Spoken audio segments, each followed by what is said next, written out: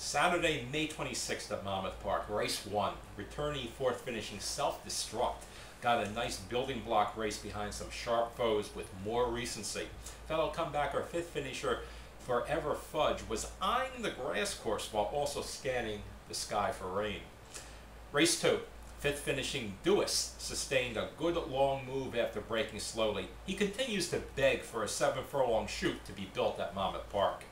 Race 4 winner Bold Intention verified trainer Trish Farrow's much stronger first race off the claim numbers in recent years. Race 5, first or third finishing Love Online showed gears and ability, now he has more condition. Overmatched firster Slip Stitch finished last but actually was moving okay late. She needs longer though and weaker. Race 7, it just wasn't third finishing returnee Uncle Otto's stretch traffic. It also was the way he charged into fast early fractions following a slow start that stamps him as possibly much improved at age 4. Fifth finishing Hat Trick was badly pace-stung and held very well for a horse off an almost 22-month layoff. Race 8, fourth finishing Exeter Road might have been a tad overmatched by those ahead of him, but his quick recovery from inter-second turn trouble stamps him as super dangerous off a drop. Returnee sixth finishing Loving Dove could be ready for some dirty fun, perhaps with Love Online. Race 9, yeah, the pace was fast and the leaders were tiring, but third finishing Park Slope ran some race, charging from nowhere, circling the field, and still coming on at the wire. Race 10, I thought the cutback here would really help Malibu Way. I was wrong. The long-trunked colt won in spite of the cutback and has the look in the flesh of a true stayer. Unable to keep up with quicker foes on the tight Monmouth Park turns, his straightaway work had to be superior to Triumph, and it was. Malibu Way will move way up on Belmont's roomier turf course. Sunday, May 27th. Race 1, Stupendous Diva and her trainer Yvonne Belsour showed, especially the latter again, that they know what to do with speed around two dirt turns. Fourth finishing erstwhile sprinter Valentine Daisy persevered so gamely after making a nice move that she actually might now have route prospects with a drop and the right setup. Race 2, Michael Mullen, the trainer, came on late last year, but he's been live early in 2012 with an 18-to-1 runner-up and 16-to-1 upsetter Nikki Red here. Sharp workouts often signal sharp upcoming performances for this highly underrated low-profile barn. Race 4. Seldom is a horse encountering a trouble trip as much the best as runner-up Magic Harbor was here. And it was all his fault too. On an easy lead early, he bolted and dropped more than 10 lengths back off the front before sustaining a strong move from the half-mile pole home. Still gaining at the wire, Magic Harbor truly was a dozen lengths, or 30 pounds, superior. Race 5, when trainer Juan Seray's horses get hot, well, they make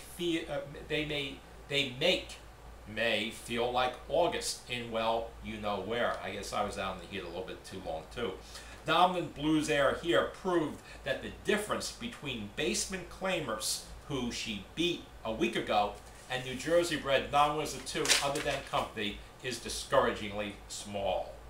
Streaky Saray came right back after this event to take race 6 at 8-to-1 with Street Haven.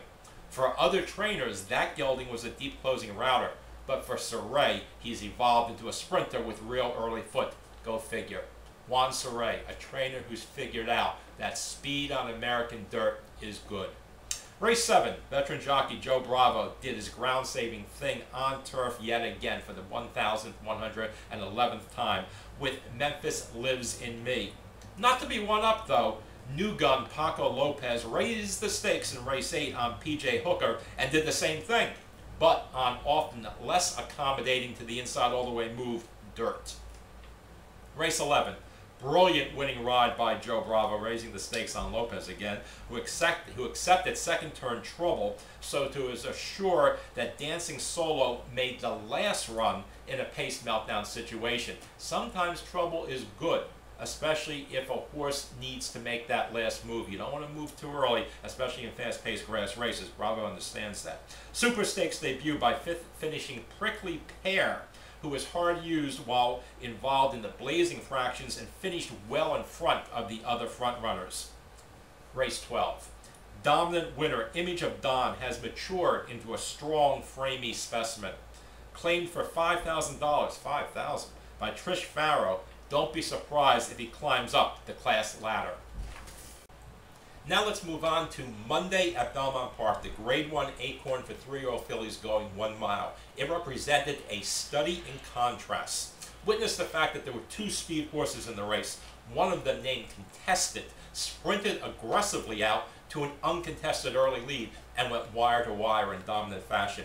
The other speed horse, also heavily bet, chose to rate, to let Contested go on an uncontested lead.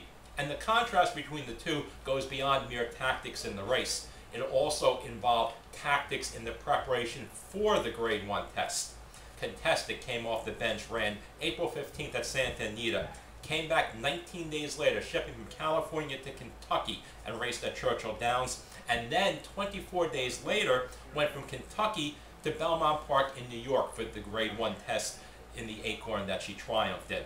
The other pace horse, the one who chose to rate, had competed 3 times in her career. Between her first and second start, 50 days. Between her second and third start, 64 days. Her preparation and tactics were as if she was the family's fine china rather than a vibrant athlete in need of honing. Bafford's filly was battle-hardened. The other filly was soft. Bafford's filly attacked the Grade 1. The other filly tried to finesse it. True champions, whether they're athletes or their handlers, seize the gold.